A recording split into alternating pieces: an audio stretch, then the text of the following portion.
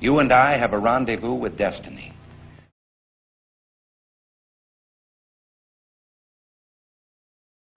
We have so many people who can't see a fat man standing beside a thin one without coming to the conclusion the fat man got that way by taking advantage of the thin one.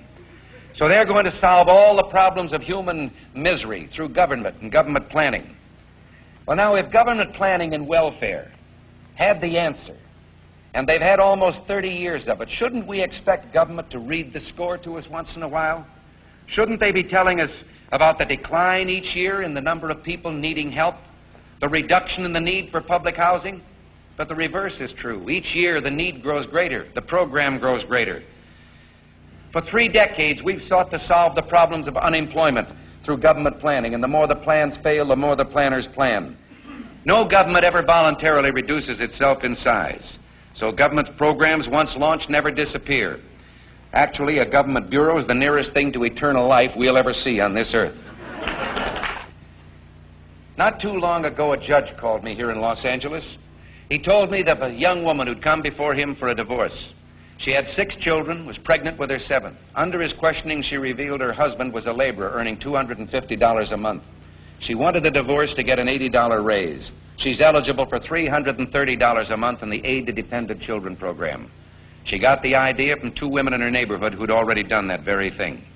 Yet any time you and I question the schemes of the do-gooders, we're denounced as being against their humanitarian goals. They say we're always against things, we're never for anything. Well, the trouble with our liberal friends is not that they're ignorant. It's just that they know so much that isn't so. Now,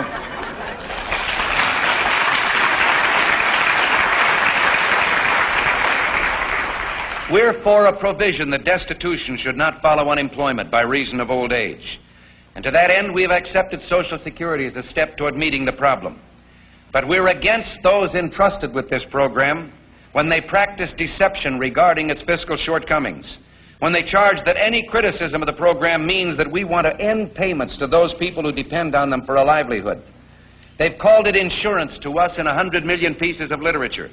But then they appeared before the Supreme Court, and they testified it was a welfare program. They only used the term insurance to sell it to the people. And they said Social Security dues are a tax for the general use of the government. And the government has used that tax. There is no fund. But he said there should be no cause for worry, because as long as they had the power to tax, they could always take away from the people whatever they needed to bail them out of trouble. And they're doing just that. A government can't control the economy without controlling people. And they know when a government sets out to do that, it must use force and coercion to achieve its purpose. They also knew, those founding fathers, that outside of its legitimate functions, government does nothing as well or as economically as the private sector of the economy.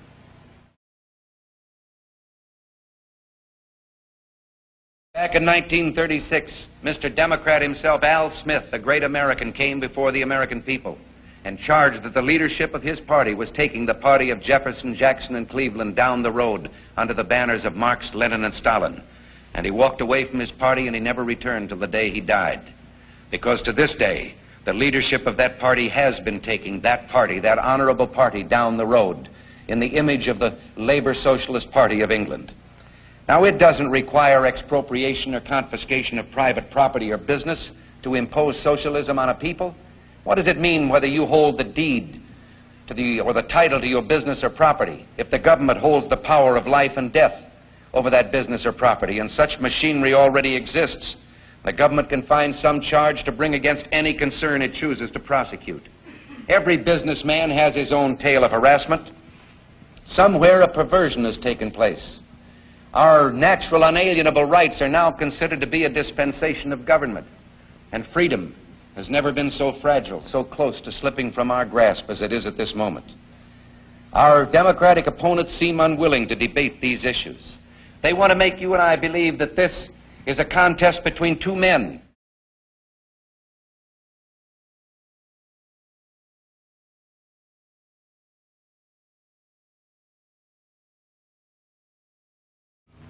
You and I have a rendezvous with destiny.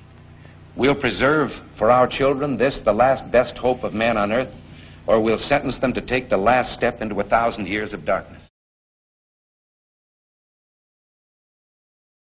We're at war with the most dangerous enemy that has ever faced mankind in his long climb from the swamp to the stars.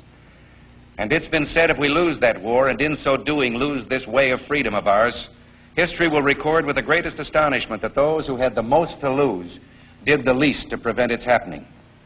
Well, I think it's time we ask ourselves if we still know the freedoms that were intended for us by the founding fathers. Not too long ago, two friends of mine were talking to a Cuban refugee, a businessman who had escaped from Castro. And in the midst of his story, one of my friends turned to the other and said, "We don't know how lucky we are." And the Cuban stopped and said, "How lucky you are. I had some place to escape to." And in that sentence, he told us the entire story. If we lose freedom here, there's no place to escape to. This is the last stand on earth. And this idea that government is beholden to the people, that it has no other source of power except the sovereign people, is still the newest and the most unique idea in all the long history of man's relation to man. This is the issue of this election. Whether we believe in our capacity for self-government or whether we abandon the American Revolution and confess that a little intellectual elite in a far distant capital can plan our lives for us better than we can plan them ourselves. You and I have a rendezvous with destiny.